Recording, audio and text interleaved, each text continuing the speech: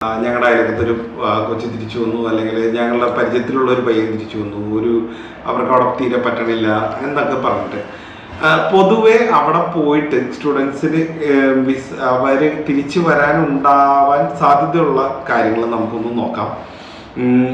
Basically അവിടുത്തെ ഒരു reason പൊതുവെ നമ്മൾ ഇവിടെ നിന്ന് സ്റ്റുഡൻസിനെ അല്ലെങ്കിൽ നമ്മൾ കുട്ടികളെ നിർബന്ധിച്ച് പറഞ്ഞു വിടാതിരിക്കുക എന്നുള്ളതാണ്. ചിലപ്പോൾ ഒരു പക്ഷെ നമുക്ക് തോന്നുന്നുണ്ടാവും നമുക്ക് ഇത്രയും ഫണ്ട് മാനേജ് ചെയ്യാൻ പറ്റും, നമുക്ക് ഇവരെ അവിടെ കയറ്റി വിട്ടാൽ ഇവർ കുറച്ച് നാൾ കഴിയുമ്പോഴും പഠിത്തമൊക്കെ കഴിഞ്ഞ് ജോലിയായിട്ട് ഇവർ സെറ്റിൽ ആവുമല്ലോ എന്ന് ഏതൊരു പേരൻസും ചിന്തിക്കാവുന്നതേ ഉള്ളൂ. അപ്പം നമ്മൾ ഇവിടെ കിടന്ന് കഷ്ടപ്പെട്ടു, പക്ഷെ അവർക്ക് അവിടെ നല്ലൊരു ലൈഫ് സ്റ്റൈൽ കിട്ടുമല്ലോ എന്ന് ഏതൊരു പേരൻസും ചിന്തിക്കാം, അതിലൊരു തെറ്റുമില്ല.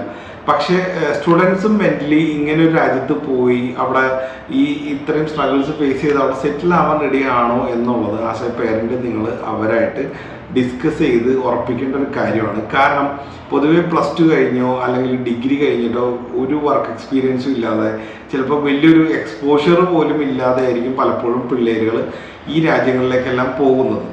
അവരവിടെ ചെന്ന് കഴിയുമ്പോൾ എക്സാക്ട്ലി അവർ നാട്ടിൽ കിട്ടിയതിന് എക്സാക്ട്ലി ഓപ്പോസിറ്റ് ലൈഫ് സ്റ്റൈലാണ് അവരവിടെ ജീവിക്കാൻ പോകുന്നത്. കാരണം അവർക്ക് അവരുടെ തുണി വാഷ് ചെയ്യണം, അവരുടെ ഫുഡ് കുക്ക് ചെയ്യണം, അവരുടെ ഇതിന് ശേഷം പഠിക്കണം, പാർട്ട് ടൈമിന് പോകണം, എക്സാംസ് സബ്മിറ്റ് ചെയ്യണം.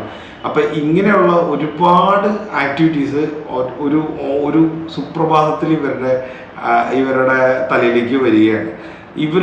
എന്തായാലും ഇവർ കൺഫ്യൂസ്ഡ് ആവും. കാരണം ഇവർക്ക് ഇതെങ്ങനെ മാനേജ് ചെയ്യാൻ പറ്റും എന്ന് ഇവർക്ക് അവിടെ ചെന്ന് കഴിയുമ്പോൾ ഇവർക്ക് മനസ്സിലാവില്ല. കഴിയുമ്പോൾ ഒബ്വിയസ്ലി അവന് ആകെ കൺഫ്യൂഷനിലായിരിക്കാം, അല്ലെങ്കിൽ അവനോ അവളോ ആയിക്കോട്ടെ, അവർക്ക് ഇതെങ്ങനെ എന്ത് ചെയ്യണം എന്നറിയാൻ പറ്റാത്തൊരു സാഹചര്യത്തിലായിരിക്കും. ഇവരുടെ കൂടെ താമസിക്കുന്ന സ്റ്റുഡൻസിൻ്റെയും സാഹചര്യങ്ങൾ ഇത് തന്നെയായിരിക്കും. കാരണം അവരുടെ ലൈഫും കാര്യങ്ങളൊക്കെ ആയിട്ട് അവർ തിരക്കുമായിരിക്കും. അപ്പോൾ അതുകൊണ്ട് തന്നെ പരസ്പരം സപ്പോർട്ട് ചെയ്യാനോ അല്ലെങ്കിൽ ഇവരുടെ ആക്ടിവിറ്റീസിനൊന്ന് ഹെൽപ്പ് ചെയ്യാനോ സജഷൻ ചോദിക്കാനോ പോലും പലപ്പോഴും ആരും ഉണ്ടാവില്ല. അപ്പം അത് ഇവർക്ക് വലിയൊരു പ്രശ്നമാവാനും ഇത്രയും ലോഡ് ഒന്നിച്ച് വരുന്നത് ഇവർക്ക് ഒന്നിച്ച് ഹാൻഡിൽ ചെയ്യാൻ പറ്റാത്തൊരു സിറ്റുവേഷൻ എപ്പോഴും ഈ പുറം രാജ്യങ്ങളിൽ പോകുന്ന സ്റ്റുഡൻസ് ഫേസ് ചെയ്യുന്ന ഒരു കാര്യമാണ്.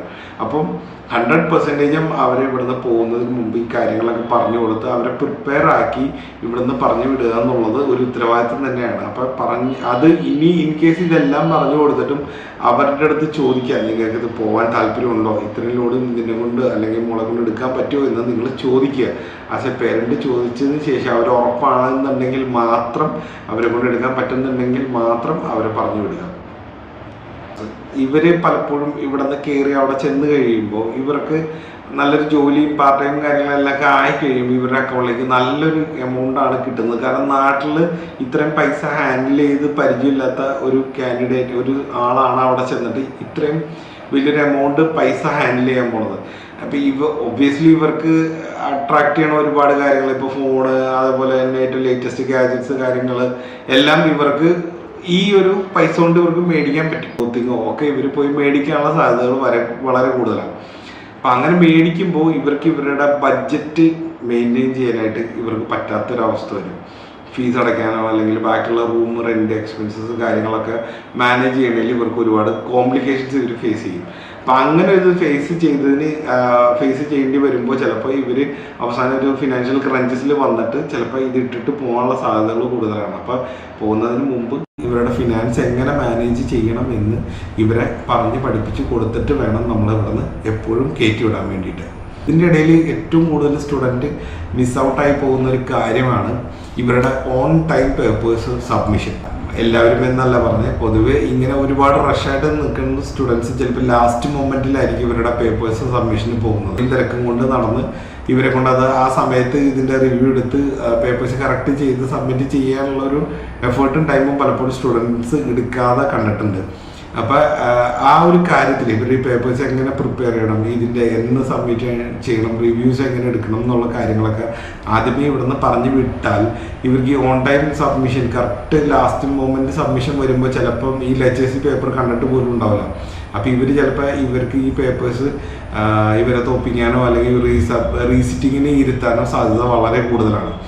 അപ്പോൾ ഈ എങ്ങനെ എക്സാം അറ്റൻഡ് ചെയ്യണം ഇങ്ങനെയുള്ള ബ്രീഫിങ്സ് ഒക്കെ നമ്മൾ സ്റ്റുഡൻസിന് കൊടുന്ന് പറഞ്ഞു കൊടുത്ത് വിട്ടാൽ അവിടെ ചെല്ലുമ്പോൾ അവരുടെ എക്സാംസും കാര്യങ്ങളും കുറേ കൂടെ എളുപ്പമാവും.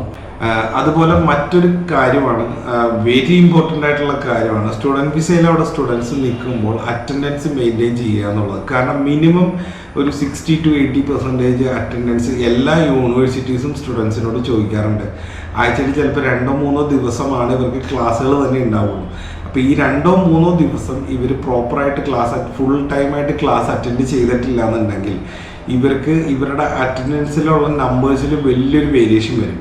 അപ്പോൾ ആ വേരിയേഷൻ വന്നത് ഇവർക്ക് ഇവരുടെ റിപ്പോർട്ട്സിൽ കയറി കഴിഞ്ഞാൽ അതും ഒരു ഇഷ്യൂ ആണ്. കാരണം പിന്നീട് ഇവരുടെ അറ്റൻഡൻസ് ഒരു സർട്ടൻ പെർസെൻറ്റേജിന് താഴത്തോട്ട് പോയി കഴിഞ്ഞാൽ ചിലപ്പോൾ യൂണിവേഴ്സിറ്റി ഹോം ഓഫീസ് അല്ലെങ്കിൽ ഇമിഗ്രേഷനിലൊക്കെ റിപ്പോർട്ട് ചെയ്യാനുള്ള സാധ്യതകൾ വരെ കൂടുതലാണ്.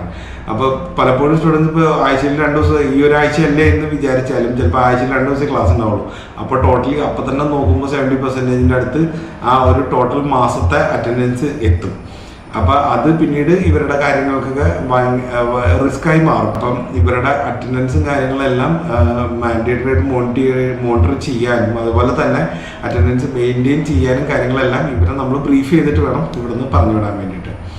അപ്പോൾ മെയിനായിട്ടും പിള്ളേർ കോഴ്സുകൾ ഡ്രോപ്പ് ചെയ്ത് തിരിച്ച് വരാനുള്ള കാരണങ്ങളാണ് പ്രധാനമായിട്ട് ഞാൻ കണ്ടേക്കുന്ന കാര്യങ്ങളാണ് പറയണത്. ഇനി നിങ്ങൾക്ക് എന്തെങ്കിലും സജഷൻസ് ഉണ്ടെങ്കിൽ പറയാം. അതുപോലെ തന്നെ സ്റ്റഡി അബ്രോഡ് റിലേറ്റഡ് ആയിട്ടുള്ള എന്തെങ്കിലും എൻക്വയറീസ് നിങ്ങൾക്ക് അറിയാൻ താല്പര്യമുണ്ടെങ്കിൽ please call us for more details. നിങ്ങളുടെ എലിജിബിലിറ്റി ചെക്ക് ചെയ്യാനും എല്ലാം നമ്മൾ ഫ്രീ ഓഫ് കോസ്റ്റ് ചെയ്ത് തരുന്നതാണ്. അതേപോലെ നമ്മളുടെ ഓൺലൈൻ ലാംഗ്വേജ് ക്ലാസ്സസ് ഉണ്ട്. Those are interested please call us for more details.